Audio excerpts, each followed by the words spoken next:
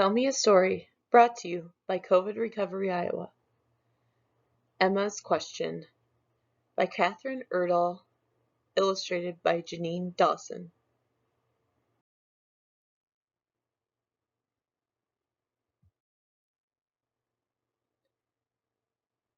In memory of Mom, a true gift of God. See you.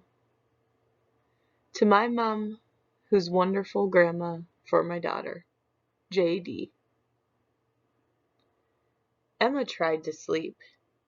She squeezed her eyes closed, but they popped open. Tomorrow would be her best day ever. Grandma would be the funniest guest reader in the whole kindergarten, even funnier than Duncan's grandma.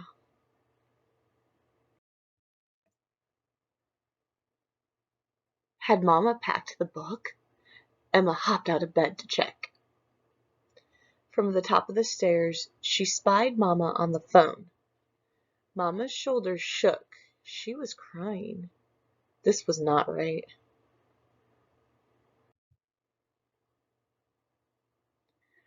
"What are you doing up?" asked Daddy. "Why is Mama crying?" Daddy gave Emma a squeeze. "We just heard that Grandma is sick."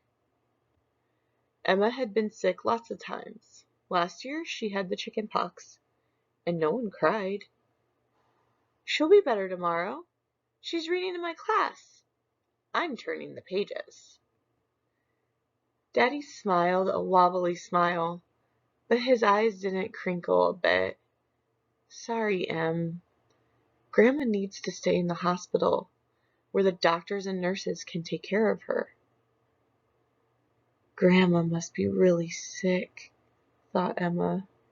A question scratched at her throat. She swallowed it down. The next morning, Emma counted the squares on her calendar. There were still 10 days for Grandma to read before the end of kindergarten. "How long will Grandma be in the hospital?" asked Emma. Mama rubbed her eyes. "Maybe a week." "But tomorrow is Wednesday!" cried Emma. "On Wednesdays, Grandma takes me out for bagels." Mama took Emma's hand. "I can take you."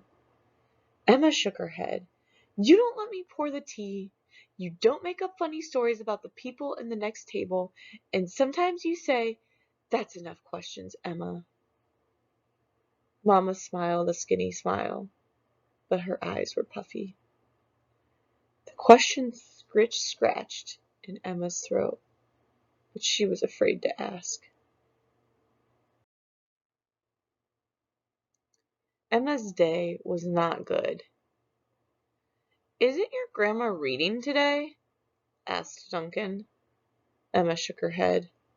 "She's sick. She had to go to the hospital." Duncan's eyes popped wide open. "She must be really sick." "Shut up," whispered Emma. Grandma did not like "shut up." At the art table, Emma glued her dog's head upside down.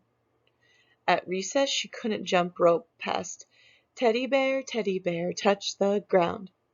And at snack time, she spilled her juice. It was a terrible day.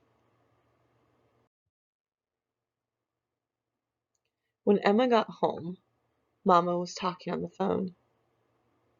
"Could you take care of Emma after school tomorrow? I'd like to stay at the hospital a little bit longer." "Grandma takes care of me, no one else," cried Emma. "I want to go with you." Mama hugged Emma. "I'm sorry. Right now, Grandma can only have a few grown-ups visitors, but you can visit soon. The doctors just want her to rest." Grandma only rested on Sundays. The question clawed at Emma's throat. She clamped her lips together. "Do you want to talk about Grandma?" asked Mama. Emma took a deep breath. "Is Grandma—" She peeked at Mama's sad face. "Never mind." With Grandma sick, everything was different. On Wednesday, Emma ate toast for breakfast.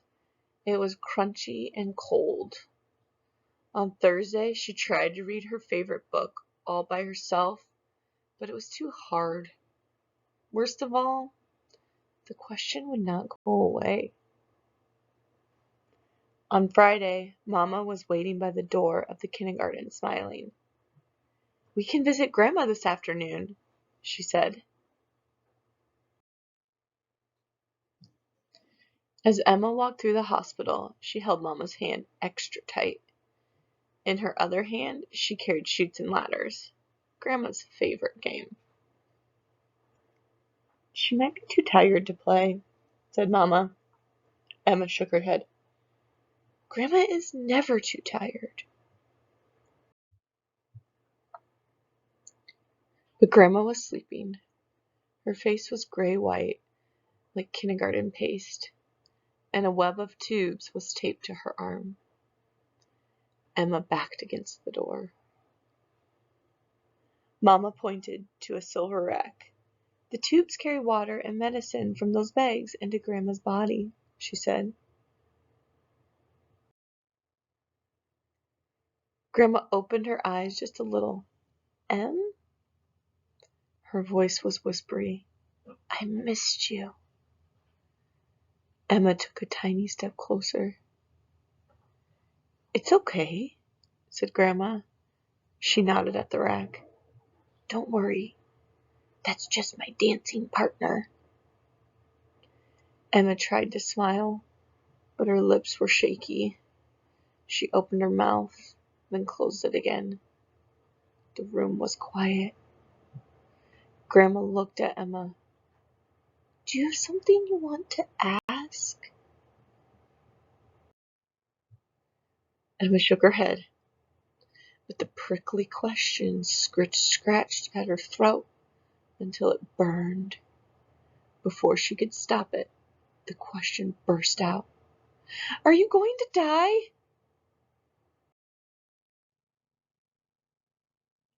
"Emma!" cried Mama. Emma tried to shrink into her dress. The room felt hot and shivery at the same time. "That's a perfectly good question," said Grandma. She thought for a second. "Not today. I have Chutes and Ladders game to play." Emma smiled. "And not next Wednesday," she said. "You're taking me out for bagels." "How about you bring the bagels to me? We'll make up funny stories about the nurses." "And not next month," said Emma. "You're coming to my dance recital. And not next year. I might be getting married. But not to Duncan. He burps." Grandma laughed, a quiet laugh. Then she reached for Emma's hand. Emma kicked her toe on the floor. "Sometime?"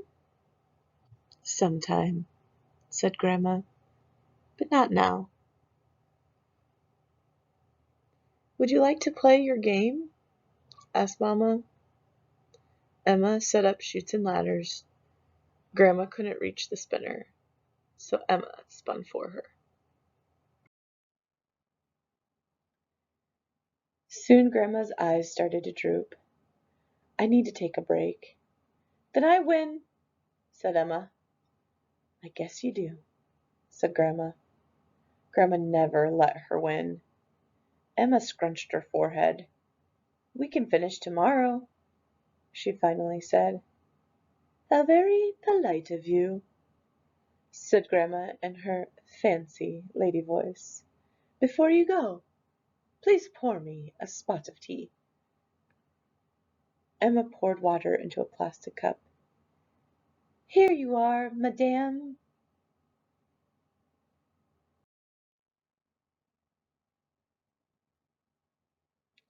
Grandma smiled a smile that made her eyes dance, and in that moment, Grandma was just the same.